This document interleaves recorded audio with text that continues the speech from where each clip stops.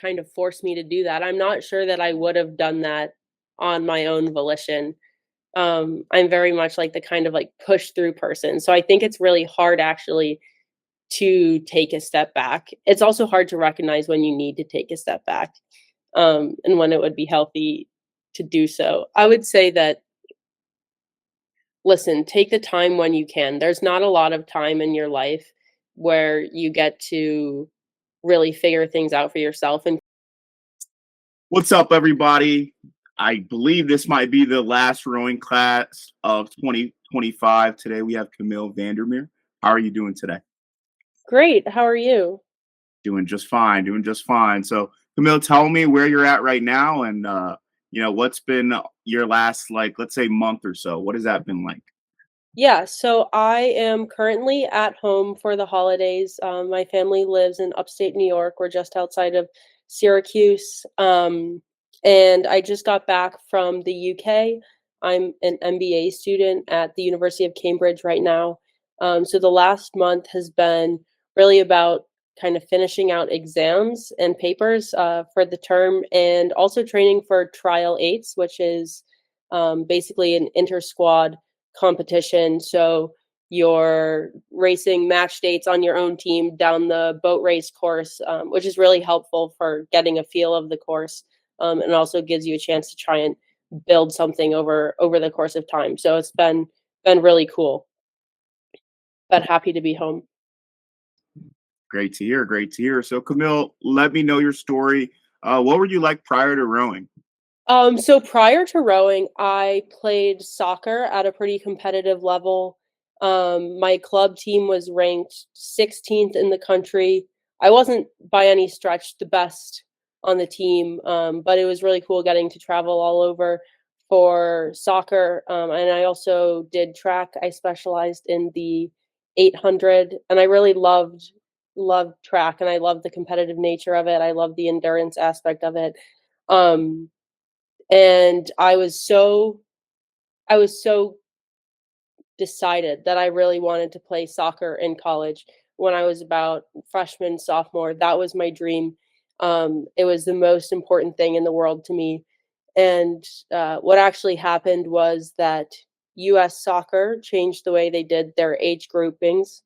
So essentially, what that meant was that my club team, which I saw as kind of my path to getting recruited to play soccer in college, my team got split in half. The coach went with the other half of the girls, and I didn't have a team anymore. And luckily for me, we had a rowing machine in the basement, and my uncle wrote me a training plan, and I got to work, and yeah, the rest is history, I would say. So, but yeah, I didn't start rowing until I was a junior in high school. Sweet. So, what connections did you have? Any connections to rowing? I know you mentioned your uncle, writing you a training plan. Um, Anybody in your family or any friends that were involved in the sport prior to you joining the sport? Yeah, so my mom rode at Cornell in college, and we stayed in the upstate New York area. So I'd oftentimes go to the Cornell races in the spring, and it was always so cold. I remember it was so cold and it was so early. But when I was little, I always associated it with getting donuts. So I was always happy to go because it meant I would get Dunkin' Donuts. Um, but yeah, we had the erg in the basement because my mom had gotten it so that she could train for the alumni head of the Charles races with her college friends. So it was awesome seeing how much fun she had with her college friends, even into, middle of her life. And I think that that was part of the draw for me, was that I saw like what a meaningful time she had had rowing, and how much she was still connected with the people that she rode with in college. And I thought, maybe this could be something for me too. That's sweet. So, any were there any similarities from like training in track, training in soccer that you were able to like just kind of build into your rowing training when you got started? I would say soccer probably not so much, but track obviously is still an endurance sport, and I was on kind of like a distance, middle distance um, path on track. So I think kind of the pain management was similar, and that I was already comfortable being uncomfortable, in terms of lactic acid buildup, in terms of being out of breath, in terms of being tired. I already knew how to perform while I'm in pain, and I think that that was a big point of leverage, and I have to give that out to my coaches who I had in track who were really awesome, and they helped me kind of develop that sense of, like, it's okay to be in pain, you can actually keep going, you'll be alright. But I think that that was really helpful, and I think having any sort of, like, aerobic background, swimming, track, cycling, etcetera, going into rowing is, like, a huge asset. For sure, you can get past that pain cave when you first initially feel it on the rowing side. So, what does rowing look like when you join? I mean, you're a few years behind, right? Quote unquote, in like the junior phase, but like, what does those 2 years of rowing look like when you get started? So I learned to row, obviously on the basement erg, and I did my first event was Crash Bees in Boston, the winter of my junior year. And I did relatively well on that. I mean, I don't know how I did as much training as I did going into that. I think I just honestly didn't know any better. Didn't know what it was like being on a team. I didn't know how much better it could get than erging by yourself in your basement. Um, but I learned to row actually on the water, when I went to visit my grandparents who were spending the winter in Florida. So my uncle went down with me and he taught me how to row at the local club there, Rocks in Inverness, Florida.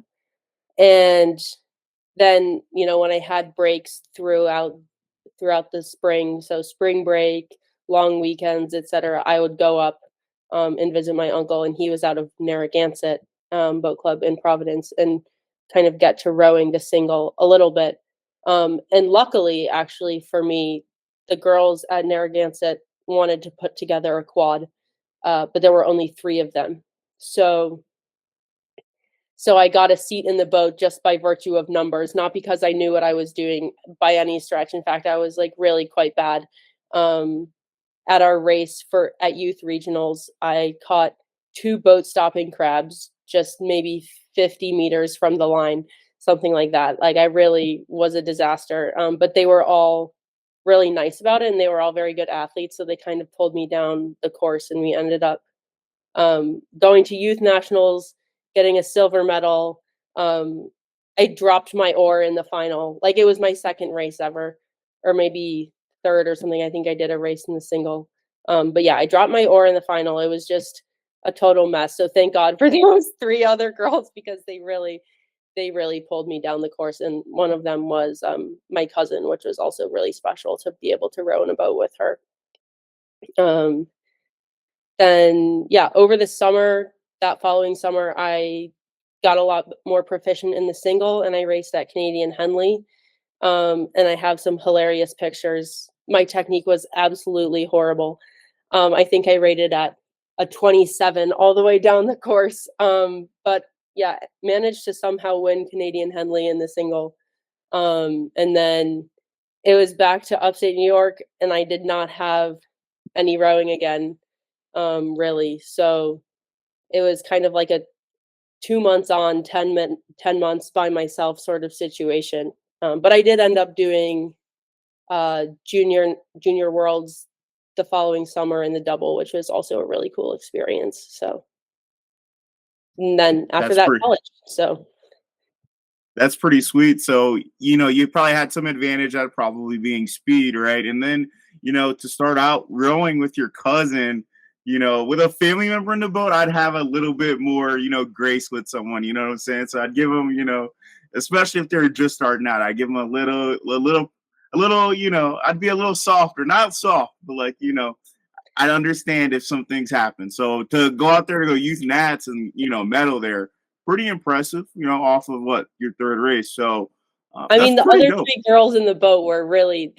incredible athletes. Two of Yeah, them went to Harvard, and one of them went to Washington. So I mean, on paper, I could have been like I might have lost my seat race to a sandwich, but those three girls were really good athletes and, you know, they got the job done. So Yeah, it worked in your favor. The numbers game worked in your favor. So that's pretty impressive. What were your thoughts? So I know you were really gun ho on being a soccer athlete in college. When did you kind of think, hey, maybe I could row in college? um I I kind of once I had done my first kind of hard erg, and I could see where things were going, I could see that it was a possibility.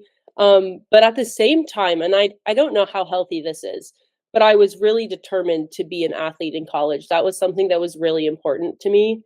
And, granted, it was an amazing experience. I'm really glad I was an athlete in college, but I don't know how healthy it was for me to think that way, but I honestly think I was like, "Okay, my soccer team has collapsed. I'm gonna make this happen. I'm gonna work really hard, and I'm gonna row in college." Um, and I really liked track too, but I would oftentimes, like, kind of look around the starting line, and I would be the tallest by maybe 6, 7 inches. I mean, I just was not built for it, and I mean, I had fun and I liked it, but I was like that I could tell that my success in that sport would be quite limited, the higher up I went. So I was just I think I looked at it and I was like, I want to be an athlete in college and I'm gonna make it happen. So I don't know if it was ever something that I slowly realized, more something that I just kind of like willed myself to do. Yeah, yeah, that makes sense. So what made you pick Princeton? Honestly, I just really felt like I fit in there. I having conversations with the athletes on the team, I looked at them and I said, "This is who I wanna be. These are the girls that I wanna be like." I thought they were so incredible and down to earth, hardworking, smart, capable people, and on my official, I had a lot of really good conversations with the girls on the team, and I just thought if I came out half as confident, strong, smart as these girls, I would consider that a huge success. And at the same time, I had a really positive experience with recruiting. The coaches made me feel like, it would be a really good fit for me. And I felt like they were paying attention to me and that they wanted me. And to me, that was a good sign. Because I think the way that they make you feel during the recruiting process is the way that you're going to feel and if you're a member on the team. So And then another question here: was this your first full time like team experience? Being on Princeton. Pretty much, yeah. I mean, I dabbled in a local club, but it was about an hour away from my house and practiced but in the mornings before school. So I wasn't really fully part of that team, I didn't feel. So yeah, I would say being on the Princeton team was my first real experience. And I was super lucky because it was obviously a great team experience and a great team culture. Um, but yeah, it was definitely an adjustment. And I hear you speaking on it just a little bit, talking to different teammates, talking with the coaching staff. What advice would you give to an athlete that is looking to go to certain schools or they're being recruited? Like, what should they look out for, when, looking for a team? I would say that the most important thing is that you feel comfortable around the people that are on the team and you feel like it's a place where you'll be accepted and that you feel like you're at home because while I think being challenged is important, you know, um, you want to be true to yourself and there's just you never know what's going to happen with rowing as well. Like I was very lucky that I was able to row 4 years, but maybe you get injured and you can never row again. You wanna go somewhere where you're gonna be comfortable with or without rowing. So I think for me, it was like a combination of I really liked the school and I liked the people on the team, and I knew that they would be there for me even if I wasn't rowing. And at the same time, it was a high performing team, good coaching staff, and a really positive environment. So I would say, think carefully about what's important to you and prioritize that. Very, very well said. So tell me what life was like, once you decided to go to Princeton. What was life like your freshman year, your first 2 years, I'd say? Oh my gosh. Well, it was super hard. I remember my first semester, I was in way over my head. I went to a relatively small high school that didn't have a lot of AP classes. I also had never really been on a team that was as intense as the team that I had joined. So it was really a tough adjustment. And I would say, as a rower and as a person, a lot of us are very success and results oriented, which makes it hard then to transition to something new. So it was definitely a really tough transition, and I definitely struggled a little bit, and I think that's hard too when you go to college because everyone tells you, "Oh, it's going to be the best 4 years of your life," and it totally is. But off the bat, I was like really had a hard time adapting to the classes, adapting to the training schedule, trying to figure out who my new friends were. And I was not having the best time of my life at all. Um, and so it was really difficult. And I would say, like, once we got into racing season, I was totally fine. Like, I was in my boat. I became really close with the girls in my boat. I got a better handle on school and things like that. But I wish that I had had that longer term perspective because obviously when you transition to something new, it's going to be hard. But I didn't see it coming because all I heard was like, "Oh, college is going to be great," and I didn't ever think that it might not be great all the time. But yeah, I mean, it totally got better, like in the racing season, and then like from there on out, I was like, it was awesome. So, any advice you give to, a younger person in college that hasn't really gotten into their swing of things? What advice would you give 'em? I would say it takes time. I would say don't be too hard on yourself. Everything is gonna look great on social media, and I think that's part of it too, is you see all these people posting with all their friends, and you see all this stuff, and you feel like you're not there yet. But I would say give it time and also take everything with a grain of salt. You know, everybody wants to feel like they've got it all sorted out when everyone's going through the same, like, hard transition, so, be patient, trust the process, and stay true to yourself. It'll be okay. You gotta back yourself. Without a doubt, without a doubt. Yeah. So, I guess I've never asked any athlete for kind of like an idea of what it looks like. But what does the spring season, like racing season, look like on the college level, specifically for Princeton? What does that look like? Well, I think, specifically for Princeton, it's honestly really nice because we have a lot of races at home, so we didn't have to travel all that much. But I particularly liked it because you get into more set lineups. You're rowing with the same people more and more. And sure, there'll be like small changes here and there week to week, but for the most part, you're in your lineup, and it's really awesome to be able to build something with a group of people and to kind of be united in common purpose and be going through that change process together. Um, so I think that that was the part that was coolest for me.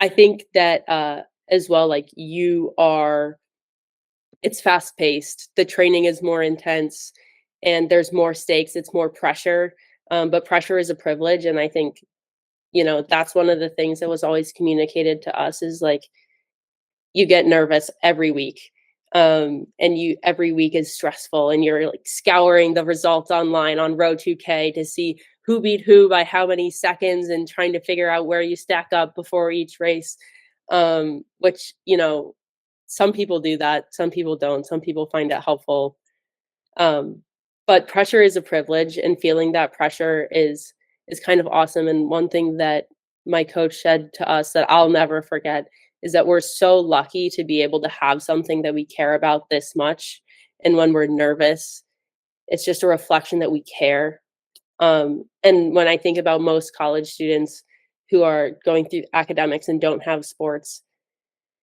it's so much different, and we're so lucky to have something that's so important to us. And that's kind of the approach that I take into rowing still is like, don't take anything for granted. Like we're so lucky to be here. Um, but I guess that's That's quite a sweet. that's kind of a long-winded answer to your question, but No, it did the job. It did the job. So thank you very much. So was it smooth sailing after, the initial racing season? Was school, was, racing all like, amazing, like sunshine, like rainbows? Was it all amazing? oh my gosh, of course not. You have bad races all the time. And my freshman year, I was in the 2V, and I was kind of like the next person in. I was like kind of like maybe the fifth person on my side, and so there were always like little practices. If somebody was missing, I'd be like, "Oh, maybe this is the week I'll finally be in the 1V for the race," and then it never happened. Somebody always made a miraculous recovery. Um, but yeah, we had bad races, but I remember kind of we had this feisty attitude that I think is super cool when you're in the 2V, is like you're always the underdog. And that feisty attitude really, I think, helped us, and it grew over the course of the season. And we actually ended up having a great Ivy League championships and a great NCAAs relative to what people expected out of us, I think, because we had been a little feisty. But yeah, it's never easy. And there's always people like that you're going to be in your boat with, and sometimes they'll make you mad and like make you angry, and you'll be like, oh gosh, I just wish they would not do that, or I wish they would like just stop it or cut out. Or we had one girl who would make really annoying noises every time she got splashed, and we were like, what is she doing?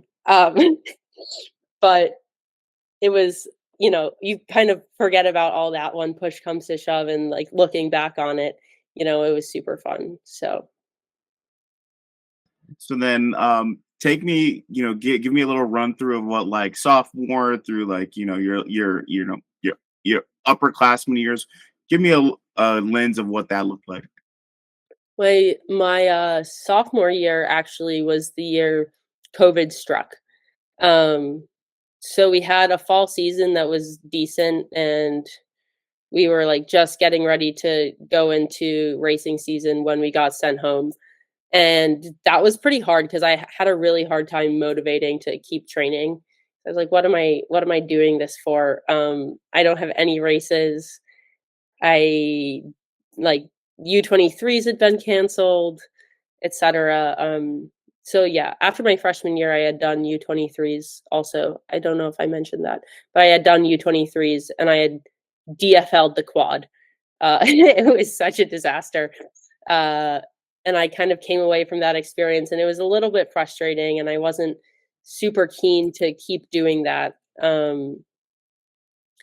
So yeah, after COVID struck, I was a little bit demoralized, I would say, and I ended up taking a gap year uh, while COVID was kind of happening. Princeton was pretty strict about their COVID policies, and I felt like I wanted to maximize the amount of time I spent on campus socializing with friends, and having a real experience. So I took a gap year. And then I think when I came back for my junior year, I was a bit more focused.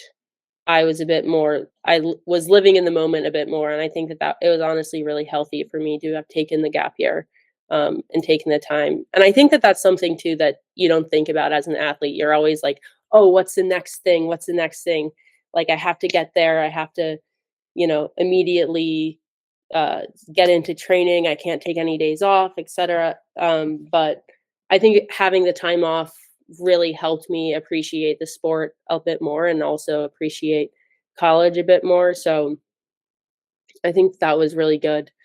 And we ended up having a great season my junior year, and after that I did U23s in the 8, and I kind of wasn't sure if I should even go to the camp or not. I wasn't feeling like super confident in my rowing abilities, but I got there and actually had like a surprisingly easy time with selection, and was kind of like, "Oh, wait, I might not actually be horrible at rowing. I might be okay." I kind of had applied for the U23 camp because I didn't know what kind of internship I wanted to do.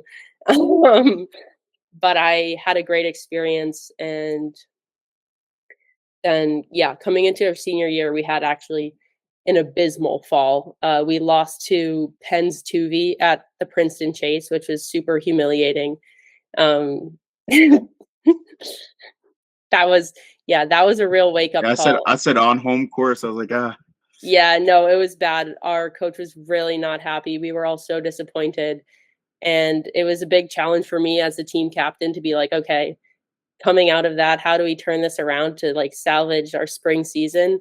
Because that was a real wake up call, and I luckily, we did end up having a really good season, but that was a huge challenge, but by the end of it, it was we could tell that, like, things were going well, we were going fast, and actually that year, Penn was just really fast anyways, so it I think it helped us at the end of the day, but there's always obstacles. In hindsight, they seem so small. yeah, for sure. And I guess I was gonna. This goes to the next question. I was gonna have any memorable moments, regardless of being beat by Penn's 2V. Any Mhm. other like memorable moments throughout your like collegiate rowing career? I would say my most memorable moment, was my senior year in the spring. We were racing Yale and Texas, and Texas at that point, I don't think had lost a race since 2020, and it was now 2023. Maybe it was 2019 because there were no races in 2020, and then they won everything in 2021 and 2022. So, yeah, they hadn't lost a race since 2019, and we were racing them at home, and I remember saying to my team, like, "I think we can do this. I think we can win." And nobody had really expected us to win, and we had, like, a great start. We got up probably a length in the first 400 meters or so, and then slowly, slowly, Texas started coming back into us, and we had nothing left. I think we ended up winning the race by point 0.8, but it was like a huge upset. And I had so many people text me. It was like a great moment. And like our boat was just so excited because I think it was the first time we realized like, oh, we might have a good season. Like we might be onto something here. So that was pretty cool. My Texas friends will, like, hate to hear me say that, but that was, like, a really a really memorable moment. Yeah, no, I mean, hey, you gotta get it where you get it. So hey, that's a memorable moment. Great to hear. Um, I guess I just want to talk a little bit about like your gap year. What advice would you give to someone that you kind of hit the hammer on the head? Um, Honestly, like as an athlete, you're always like on the accelerator. Like you're always like pushing for like the next thing, the next thing. So when you don't necessarily know what the next thing is, like any advice you'd give to an athlete for that? Yeah, I mean, I think I was lucky in the sense that COVID kind of forced me to do that. I'm not sure that I would have done that on my own volition. I'm very much like the kind of, like, push through person, so I think it's really hard actually to take a step back. It's also hard to recognize when you need to take a step back, and when it would be healthy to do so. I would say that listen, take the time when you can. There's not a lot of time in your life where you get to really figure things out for yourself, and college is meant to be one of those times. Um, and I would say if you need the summer to figure yourself out, if you need winter break to figure yourself out, like taking a break can be really healthy. Um, and depending on who you are, it's honestly really important to come back with a renewed sense of purpose. I think college rowing is a huge commitment. You're really tired. Classes are hard. Rowing is hard. It's emotionally stressful. Always wondering if, if you're going to be in the boat, if you're going to PR on your 2K, if, you name it, there's always a concern. Um, so I think, like, being able to, like, mentally reset is really important. Um, so I would say take the time if you need it. And in general, I would say, you know, don't compromise your team to do so, but, like, over the summer, over breaks, things like that, like, it's okay. The world keeps Yeah, turning. for sure, for sure. And I also add to it, just as a coach, I got a lot of athletes who do like year-round rowing, and then sometimes they want to go cross-train. They want to do something else. They want to try something else out. So, I guess you've already cross-trained technically. Being pretty solid in track and soccer, but I always promote that as well. So thank you for that. Um, yeah, anything else that you want to like, highlight, or do you want to shout out anybody throughout your your collegiate career? Yeah, I mean, I would say that my coach in college, Lori Dauphiny, was a huge influence on me, and I didn't always appreciate it at the time because she was hard on me, right? And like any good coach is, and I wasn't always like, "Oh my gosh, I love her so much, like, she's making me better," but I think coming out of the experience, I was much more capable, much more confident, and much more resilient. And I think to her credit, and this is the thing that I think she does really well, is that she knows what each athlete needs in order to help them succeed. And some people can handle, you know, a lot of criticism and a lot of feedback, and some people can't. And I think I was somebody who needed a little bit of molding. We'll put it lightly.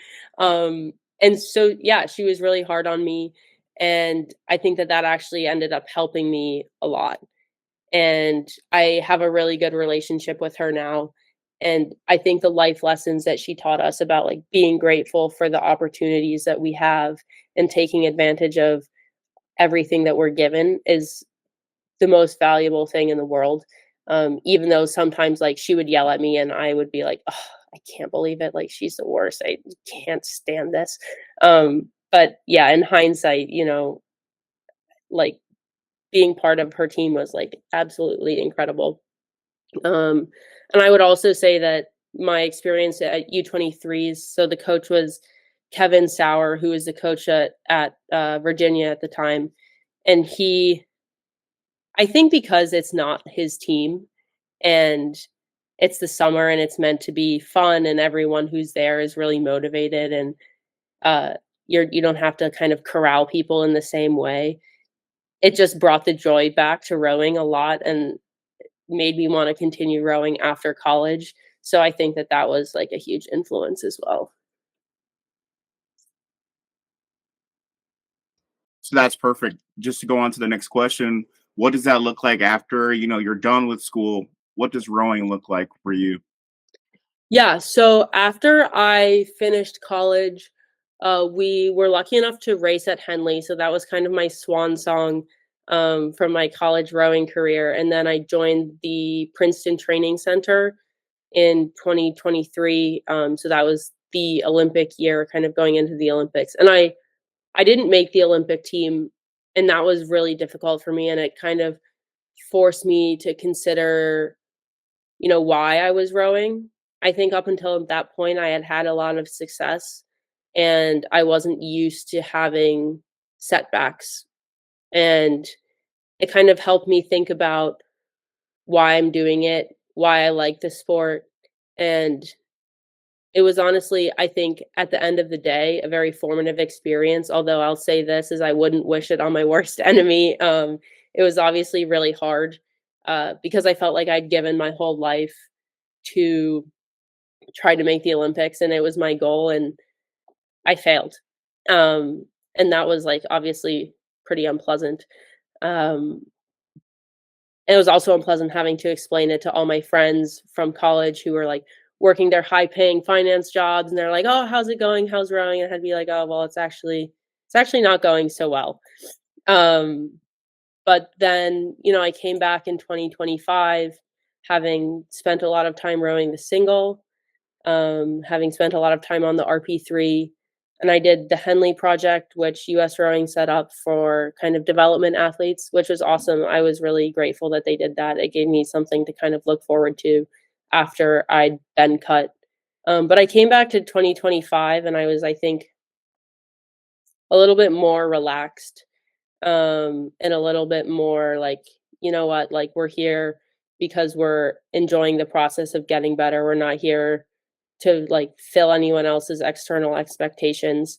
And I actually think that was a really good mindset shift. And I had a pretty good year in 2025.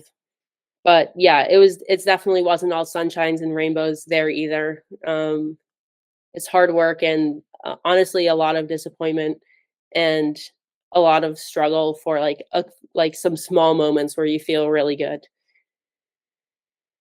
Yeah. And then is there a difference in selection process in your opinion from like collegiate level to, the national team level? I mean, sure. I think, the selection procedures on the national team level have to be laid out pretty well, whereas college coaches have a lot more leniency. And I would say that uh, because of the way the funding works and everything like that, the national team selection is has a higher value placed on athlete retention. So it's harder, I would say a bit harder to kind of break into the system, which is kind of the struggle that I had in 2024, I think. Um, but and there's also a lot more emphasis on small boats, which is also something I was quite bad at going into the process and needed a bit of work. But I would say like it was frustrating in college sometimes because it seemed like the coach was she would run seat races and and this is like across all college teams. This isn't like necessarily um unique to any program, but sometimes seat races are are run, and if the result isn't what is expected, they're just run and run again. Or you know like the coach has a vision, and I will say this is like her vision always worked out. It always turned out to be the right decision at the end of the day. um but it wasn't always transparent what it was. And I would say that's not necessarily the case on the senior level. Yeah, that makes sense. A lot of more like coach's discretion and like kind of like the way that boat is running and things like that, things of that Yeah, nature. yeah, there's like so much less coach's discretion, I would say. um So yeah, can you speak a little bit on the Henley project that you mentioned a moment ago? Yeah, so that was honestly really awesome. US Rowing, and Yosi, who's the high performance director, put together an eight of athletes that were either A, narrowly missed out on the Olympics, or B, really promising collegiate athletes that were coming out of the NCAA system. And we did an eight for Henley, and we trained for 3 weeks out in Washington with Yaz Farouk. And then we ended up flying over to England and racing in the Remenham. And it was honestly, we lost in the final. And I think if we had had a couple more weeks to train together as a crew to kind of really gel, we probably could have won. But it was a great experience in the fact that we got a lot of um, really valuable insights from her in terms of coaching. We got a lot of peach data or telemetry data. We got video reviews. We had a sports psychologist come to talk to us. We had a photographer come out on the launch a lot. We had access to physical therapy. Um, and it really made me feel like I was a real athlete again because I'd just been training by myself for several months, kind of wallowing in self-pity a little bit. Not actually, like, I'd been working hard, but it was obviously a hard year, so, like, having someone there who was, like, dedicated to helping us, and she really, like, pulled out all the stops, was really, really a valuable experience, and I think it was a great move by US Rowing to kind of, like, keep us interested and to kind of keep us feeling like there was something there for us, even though obviously most of us in the boat had, like, been feeling a lot of disappointment in ourselves, in the system, etcetera. So that was, like, really cool that they did that. Yeah, to feel like they're actually putting some resources or really investing in, this kind of development group. A question I was gonna have for you is, I look at coaching and rowing like as open source. I talk to a lot of coaches. I get their ideas, and then I might put my own spin on it. But like, what's your thought when you are training, especially when you're on like a national team system, when you're training under another coach? So when you were like U23s, right? You mentioned a coach that was coaching for Virginia. You just mentioned Yaz, who's like a coach for UW. So like, do you have any like, oh wow, that's how they do this, or like maybe are you comparing their coaching styles? I guess. I think always a little bit, right? But I think one of the coolest things about rowing is that you have to be quite adaptable, based off of who you're rowing with. You've always got to meet a standard, and in order to make a crew go fast, you have to merge your techniques together in a common way. And so I think that you actually get so much more benefit by being coached by multiple people, that you learn a lot and you can think more critically about different ways to do things. Because there's a lot of ways to make a boat go fast. And so it's really valuable to hear different opinions and to have a different set of eyes looking at you, or to hear your technical issues communicated differently, I think is really cool. So I think like there's nothing, I mean, obviously, like, granted, the coach has to know what's going on, but I think it can be really valuable to have different coaches and kind of understand what works for you, understand what's helpful, what's not. Just gives you like a broader depth of experience. So give me an idea of what the second half of 2025 looked like for you. The second half of 2025 was honestly such a whirlwind. I went to altitude camp in Colorado Springs, and then coming out of that, I PR'd on my 5K by 5 seconds, which I didn't think was something that was even possible, at my point in the sport. I had a PR'd on my 5K, PR'd on my 6K, um, won the winter speed order, with Kate Nifton, who was my pair partner at the time. And then, I mean, and it wasn't even a foregone conclusion that I would even be invited to the World Cup selection camp. But because I had done well on my testing and done well at winter speed order, I was invited to the World Cup selection camp, and got put in the four.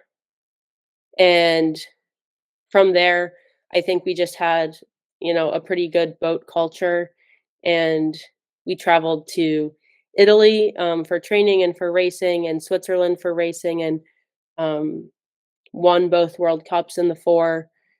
Got two silver medals in the eights at the World Cups, and then came back for selection for World Champs, and stayed in the four. They didn't really mess with it too much because it seemed like it had been working. And yeah, then went to World Championships in China in September, and um, that was awesome. It was my first senior World Championships, and we managed to kind of eke out the win over Romania. They were really kind of coming back on us at the end, but managed to hold off, which was really cool. So it ended up being like possibly the best possible year I could have had, which I think was kind of crazy coming out of the year I'd had before, where I was just really frustrated and disappointed, and I wasn't where I wanted to be. And yeah, it was honestly amazing. That's great to hear. So yeah, hearing from the miss in 2024, kind of called it like a void almost. I would just say you were like in the dark. You kind of were still doing your job, but not figuring out where you fit per se. And now you kind of find an idea of where you fit. Just overall, what's your favorite race course in general over the last some odd years? Oh, that's kind of a tough one. I mean, I will say I've had very good luck at Varese, and it's um it's kind of crazy. There's the Alps that are in the background of the course. And on both days of my finals, which I've won, you couldn't see the Alps because of the haze all the days of training. And then the day of the final, the haze lifted and you could see the mountains. And I remember at World Cup having raced at U23s and having that experience. When I saw the mountains, I was like, oh, it's the same thing, which is so stupid. It's so superstitious. But I was like, oh, like we got it. I can see the mountains. Everyone's like, what are you talking about? Um, but it's such a beautiful course, to be able to see the Alps and to be able to see kind of like the beautiful little Italian houses and churches along the side of the course. It's really cool. So I think I like Varese, but obviously people talk really highly of Lucerne. I like Lucerne too, but I got stressed out about the warm up area. So I don't know, give and take there. Raise it is. Um, so tell me a little bit about Shanghai, your first World Cup or World Championship. Like, speak on that a little bit more. Yeah, I mean, it was crazy because I mean, first of all, it was in China, which is I've never been anywhere outside of, like, kind of North America or Europe before, so to be in China was crazy, first of all. It was awesome, though. We got, like, bao buns for breakfast at the hotel. They were so good. But, yeah, I mean, at the end of the day, like, I've done a lot of races, and it is just another regatta, and it is you kind of get to the starting line and you're like, "Okay, I've done this. I know how to execute my race plan." And you kind of, like, don't let the gravity of the situation soak in until it's over. Um, but, yeah, I think going into it, I knew that we were a strong crew and we had a chance of winning. But I think also it's about, like, kind of keeping your head down, executing, going through the steps the way you plan to, and not doing anything crazy. Like, nothing crazy is gonna happen on race day. You're either prepared or you're not. And luckily, I was surrounded by great teammates in my boat, and we were all really focused. We were all staying on track, doing everything as we planned, and surrounded by a great team of, our PTs, our team doctor, our coaches who were making sure that we had everything we needed. It was like crazy hot. I think the real feel one day was 112 degrees. One of the like practice days, so we like went out on the water and it was like horrible, but the PTs were giving us bags of ice and electrolytes and etcetera the whole time, so it was, like, very well managed. It was, like, a very professional, buttoned up experience, so And then, any advice you give to an athlete to like fall in love with the process? I've heard you mention this a little bit. It's like kind of having to fall in love with the process rather than being so result oriented. Even though results do matter, but what advice would you give to an athlete to, I guess, appreciate right the process more? yeah, I would say, like, look, you have to be able to appreciate the small things in the sport, and to also not let your success be defined by anything that you can't control. Um, like, have your goals be things that you do, not things that rely on somebody else. So, like, sure, like, you can say, like, "Oh, my goal is to be in the first 8 on my team," but at the end of the day, like, that's not your decision. And if you let your happiness in a sport be determined by someone else, you're always gonna be wanting more. So I think for me, it was like, okay, how am I measuring my success? And it was kind of by my maturity towards the sport, by like my 2K PBs, my 6K PBs, technical changes I was making, um, m- like how prepared I was for races, and also just making sure I was appreciating kind of the lifestyle, appreciating my teammates, and appreciating the small things like, when the water is nice or when it's sunny and, things like that. When you have like a great erg session and the music was awesome and you guys were all just really having fun. Um, I think like falling in love with the process of training and the process of improving rather than the results is the thing that'll like keep you going. Like winning's awesome, but you can't win all the time. So you have to find something else too. That's pretty dope. That's pretty dope. So tell me about going across the pond over to Cambridge. What was your thought process there? And then how has it been so far? Yeah, so I think my thought process was honestly, in the fall of 2024, after the Olympics, before things were kind of started going well for me, I was thinking that I needed to continue expanding my experiences with the sport. And I mean, I think I've mentioned before that I think adaptability is really important. And I'd known a lot of people who'd gone through the Cambridge program who had been really successful there and had gone on to have successful careers and had really enjoyed the program. And as well, I want to be able to, kind of set myself up well for when rowing ends eventually. So I was kind of thinking about what happens down the road, but also what happens now. So I think that kind of informed my decision, to go get my MBA. to change my rowing environment a little bit so I can have more experiences, so I could be more adaptable, so I can challenge myself in new environments. So that's kind of what drove me to make that decision. And honestly, so far it's been really good. It's been a while since I've been on this kind of team team environment. I mean, with the national team, it's individual for a lot of the year.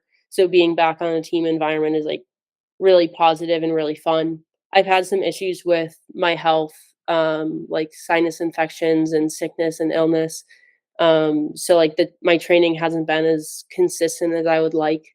But I would say it's cool being part of a different culture around rowing, and it's obviously the boat race is a really unique event. So to be able to train for that is pretty cool.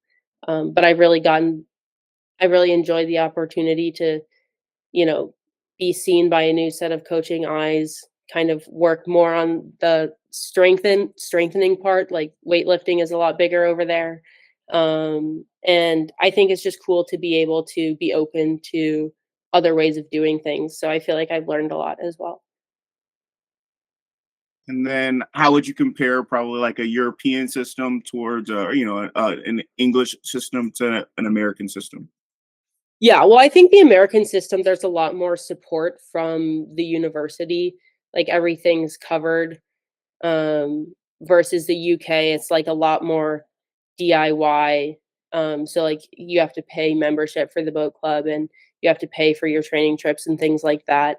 Um, but I would say that, you know, by and large, either way, you're part of a team. Either way, you're working towards a shared goal. You're trying to be fast. You're competing with your teammates, but you're also competing against the people out there. Um, and at a team's a team. And I mean, I think that's the beautiful thing about rowing is it's the same no matter where you are. And the things that are cool about rowing, the teamwork, the discipline, the you know the steadfastness that you need to be successful is the same whether you're in the US or in the UK.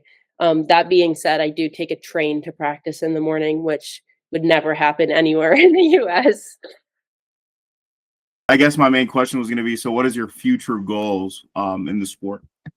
Yeah, so I'd say near term, I want to get back on track with my fitness. As I mentioned, I've had some health issues, so I need to kind of get my fitness back, get my health back. That's priority number one. Priority number two, short term, would be that their boat race is happening on April 4th, and I want to be part of that boat, and I want to be crossing the line first, I would say. And then beyond that, I'm looking at the World Championships up until the Olympics, and I want to do as well as I possibly can. Continue to improve technically on the water, continue to get faster on the erg, and hopefully I can make a positive impact on the U.S. team, on my teammates, and kind of on myself. Well, Camille, thank you for your time. Lastly, I'll just say if you have any other like lasting right advice that you give to a younger rower, let's say an intermediate rower, and then like someone that's a high achieving rower, if you could give, I know those like that's three questions right there. And then lastly, like if you want to shout out anybody, in your life that's been of support, this is like your time to do that. Yeah. Well, my advice for all rowers would be don't forget to enjoy it and put the blade in the water and pull. It's not so hard. Rowing is a simple sport. And I'd say in terms of shout outs, all the coaches that have helped me throughout my career, starting with my uncle, who is the one who kind of helped me get started in rowing in the first place and has been super generous with his time and resources and helping me get established in the sport. Through all the national team coaches I've had, including Jesse, Folia, and Yosi, and for kind of giving me the opportunities that I had this year to really assert myself and prove myself. I'd say, like, listen, you have to be able to perform when it matters, but somebody's got to give you the opportunities also. And I appreciate that they gave me the opportunities this year that allowed me to do that. And yeah, I would say rowing is an awesome sport, and that I'm really grateful that US soccer changed their age groups. Camille, thank you for your time, and everyone. You know, if you want to keep up with Camille, you can keep up with Camille, and you know, she's at Cambridge right now. So thank you very much for your time, and thank you very much. Yeah, thank you so much. Happy Yeah, holidays. likewise to you. All right, everybody, it's been RowingCast. Happy New Year.